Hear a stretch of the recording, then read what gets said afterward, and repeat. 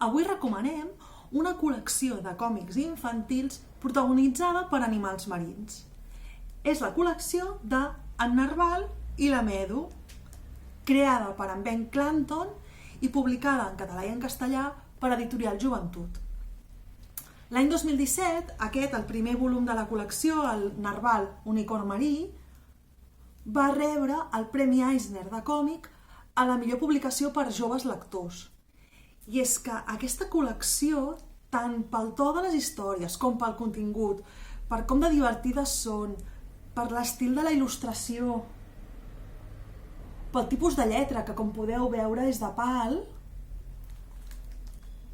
és una col·lecció molt recomanable per primers lectors. Els protagonistes són aquests dos personatges, en Narval i la Medu, que són dos personatges molt tendres, són dos amics, a qui els encanten les festes, les aventures, llegir i inventar-se històries, menjar gofres i també conèixer altres animals i fer nous amics.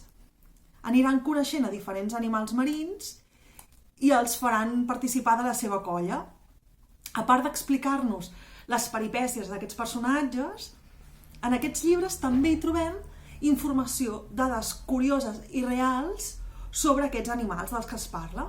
Com, per exemple, ens explica què és aquest ullal que té el narval al cap, o on viuen les meduses, o, mireu, curiositats sobre les llúdrigues.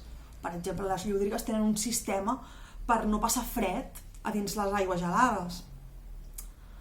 Per tot això, us convidem a conèixer aquesta col·lecció d'històries independents que de moment consta de 5 volums.